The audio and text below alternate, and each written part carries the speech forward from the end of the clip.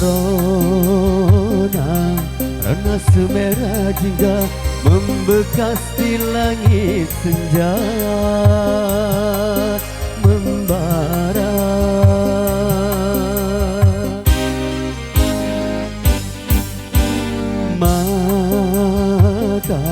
Mata yang selalu basah tak mampu menahan gejolak jiwa. Bangkit meronta laksana gelombang garang, ingin melepaskan semua belenggu rantai-rantai derita.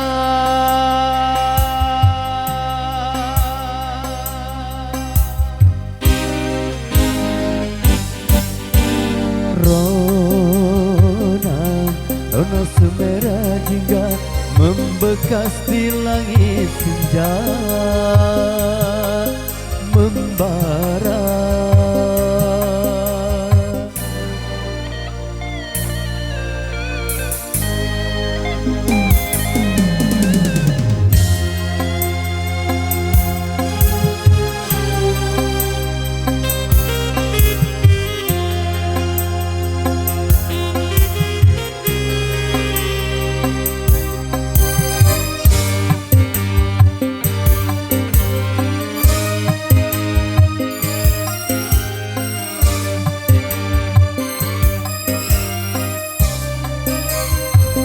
Nasib si miskin berkawan dengan derita, begitu erat seakan tak mungkin berpisah.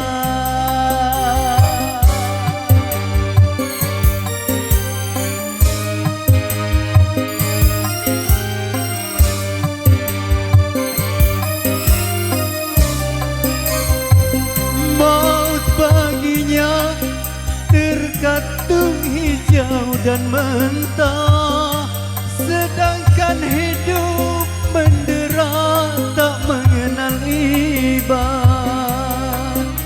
Ilahi jua tempat pertolongan, manusia hanya berkata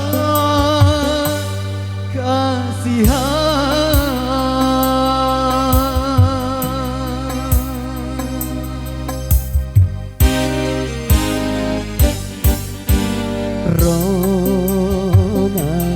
Rona semerah jingga mengungkap derita insan yang papa.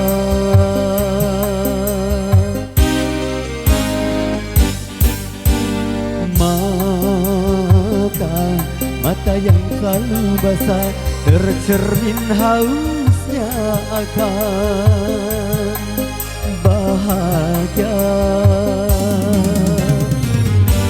Hidup sengsara penuh dengan kemiskinan, luka yang menimpa tiada hentinya sepanjang jalan dunia.